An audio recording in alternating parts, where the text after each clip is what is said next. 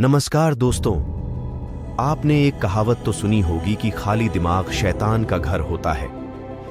Actually इंसान की प्रवृत्ति ही ऐसी होती है कि वह जब भी अकेला होता है तो मैक्सिमम टाइम नेगेटिव चीजों के बारे में सोचता है।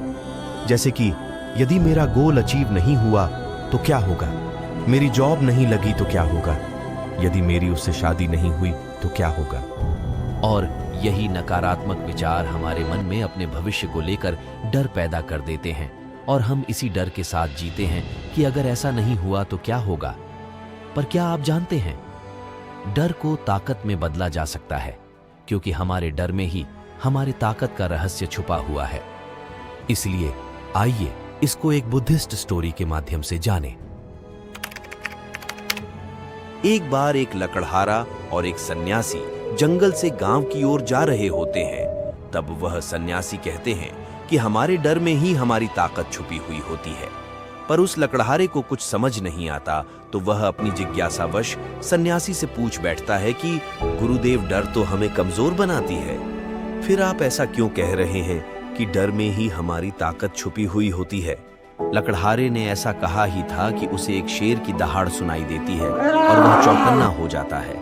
वह घबराहट में भी अपनी सांसों को नियंत्रित कर रहा होता है। उसे जंगल की छोटी से छोटी आवाज सुनाई पड़ने लगती है। फिर जब खतरा टल जाता है तब सन्यासी उसे कहते हैं कि जब तुमने दहाड़ सुनी तो डर के कारण तुम्हारी सारी शक्तियां एकजुट हो गई थी। तुम्हारा पूरा ध्यान डर के कारण उसे आवाज पर केंद्रित हो गया था, क्योंकि तुम्हें डर था कि तुम्हारी एक गलती तुम्हें खत्म कर सकती है। इस प्रकार डर के कारण हम अपनी क्षमता को अधिक कर स्वतः ही कार्य करने लगते हैं। निष्कर्ष सन्यासी कहना चाहते हैं कि डर हमारे अंदर छुपी हुई प्रतिभा को बाहर निकालकर उसे निखारने का काम करता है। जैसे कहानी में शेर की दहाड़ से लकड़हारे के अंदर छुपी धैर्य, एकाग्रता और सजगता जैसे गुण स्वतः ही सक्रिय हो गए।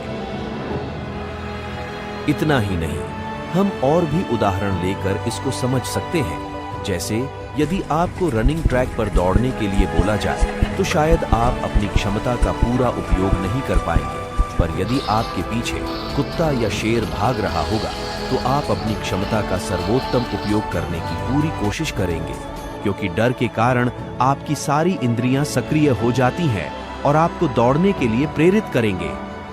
आपने शायद कभी गौर नहीं किया होगा, पर जब भी परीक्षा आती है तो हमारी पढ़ने की क्षमता नॉर्मल दिनों की अपेक्षा ज्यादा हो जाती है।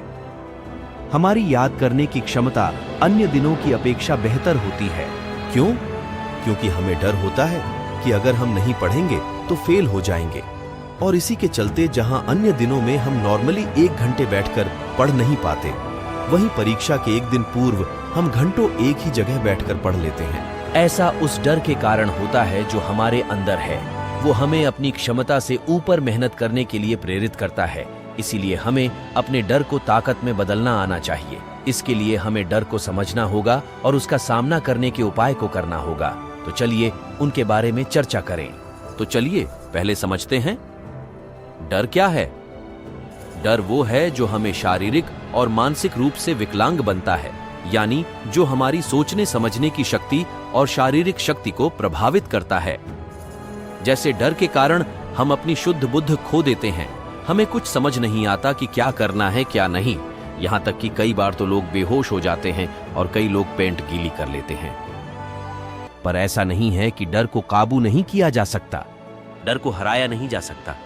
हमें डर को हराने के लिए सकारात्मक सोच रखनी होगी, सकारात्मक दिशा में कार्य करना होगा। जैसे डर को स्वीकार करना, हमें अपने डर को स्वीकार करना चाहिए, क्योंकि जैसे ही आप अपने डर को स्वीकार कर लेते हैं, आपके अंदर उसको प्रतिकार करने की क्षमता विकसित होने लगती है। आपका मस्तिष्क डर को हराने के लिए कार्य करने लगता है, विचार करने लगता है। लेकिन यदि आप अपने डर को स्वीकार ही नहीं करेंगे तो आपका मस्तिष्क उससे लड़ने के लिए तैयार ही नहीं होगा। इसलिए हमें अपने डर को स्वीकारना चाहिए और हमें धैर्य और संयम बनाकर रहना चाहिए, क्योंकि इससे हमारे सोचने समझने की शक्ति विकसित होती है। हमें यह मान के चलना चाहिए कि जीवन में कुछ भी हो सकता है, तो हमें हमेशा उसके लिए तैयार रहना चाहिए। दूसरा उपाय है कि आप अपने डर का सामना करें। इसका यह मतलब नहीं है कि आप शेर के सामने चल जाएं। बल्कि उस सिचुएशन से घबराएं नहीं और सोचें कि अब सामना हो ही गया है तो इससे बचा कैसे जा सकता है। जैसे कई लोगों को स्टेज फियर होता है, वो स्टेज पर जाकर कुछ बोल नहीं पाते, तो इसका एक ही उपाय है, अपने उसे डर का सामना करो। स्टेज पर जाओ और बोलने का प्रयास करो। हो सकता है आप गलत बोले और लोग आप पर हंसे, पर हमें उससे विचलित नहीं होना चाहिए, क्योंकि लोगों का काम है कहना, कुछ तो कहेंगे ही, वो बस हमें इसी तरह बार बार अपने डर पर विजय पाने की कोशिश करनी चाहिए। धीरे धीरे आपका डर खत्म हो जाएगा। दोस्तों, आपको वीडियो अच्छा लगा हो तो लाइक, कमेंट, शेयर और सब्सक्राइब करना ना भूले। धन्यवाद। जय हिंद, जय भारत।